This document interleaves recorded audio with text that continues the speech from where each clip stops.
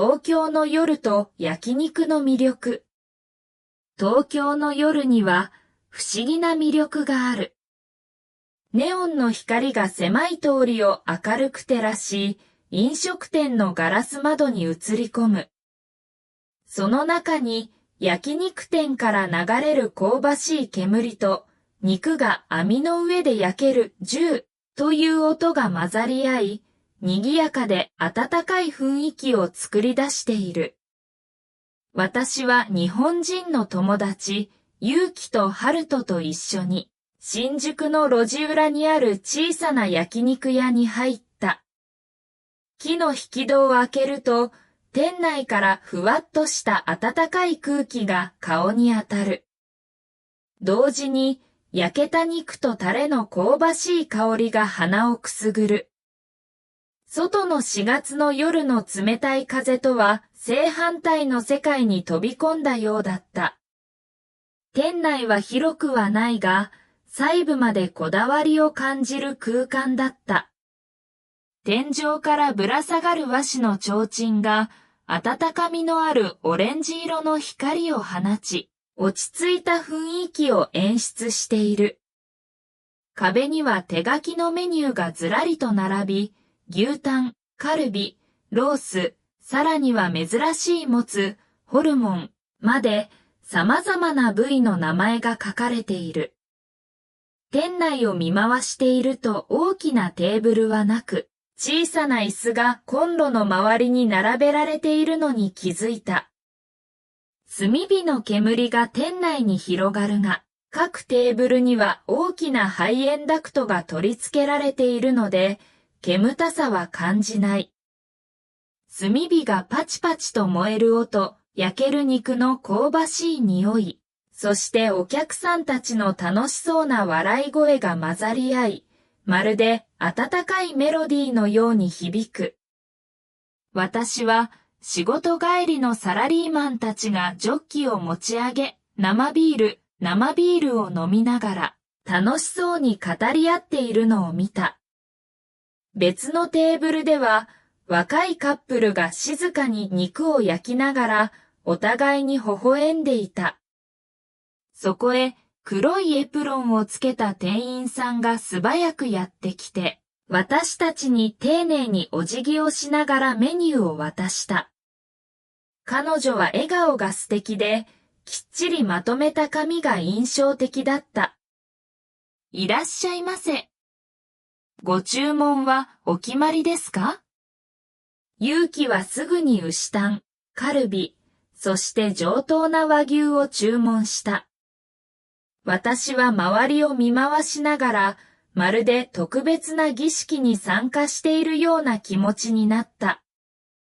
最初の一品牛タン。間もなく、店員さんが木のプレートにきれいに並べられた薄切りの牛タンを持ってきた。横には、新鮮なレモンのスライスが添えられている。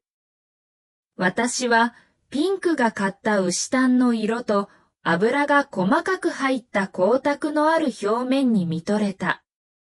最初は牛タンから食べるのがおすすめだよ、と勇気が言いながら、素早く肉を網の上に置いた。ジュワ。熱々の網に牛タンが触れると、刺激的な音が響いた。薄く立ち上がる煙には、油の甘い香りと少し焦げた香ばしさが混ざっている。ハルトが慎重に肉をひっくり返し、まるで職人のように箸を操っていた。片面30秒くらい焼けば、ちょうどいい食感になるよ、とハルトがアドバイスしてくれた。私は焼き上がった牛タンをレモン塩につけ、一口食べた。サク、ジュワ。一瞬で歯ごたえのある弾力と油のジューシーさ、レモンの酸味が絶妙に溶け合い、驚くほどのバランスを生み出していた。うまい。思わず声を上げると、ユウキとハルトが笑った。なぜ日本人は牛肉を愛するのか？食事を楽しんでいると、勇気が焼肉の歴史について話し始めた。実はね、この料理のルーツは韓国なんだよ。でも、日本に来て日本人の味覚に合うようにアレンジされたんだ。私は驚いた。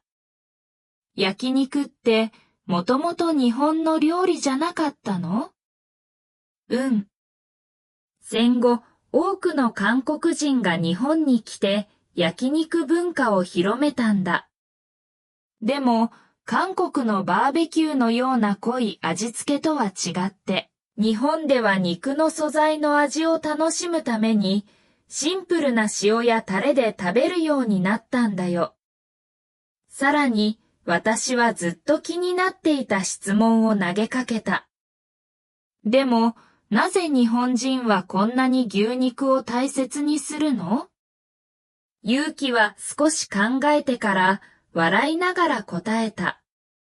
昔、日本では仏教の影響で肉を食べるのは禁止されていたんだ。でも、明治時代に西洋文化が入ってきて、明治天皇が初めて公の場で牛肉を食べたんだよ。その影響で少しずつ牛肉が一般的になっていったんだ。じゃあ牛肉が食べられるようになったのは意外と最近なんだね。そう。でも日本人は一度何かを極めると芸術レベルまで高めるからね。それって和牛のこと？ハルトがうなずいた。その通り。和牛は日本人の誇りだよ。特別な餌を与えて、バーギジに育てられた牛は、霜降りの美しい肉になるんだ。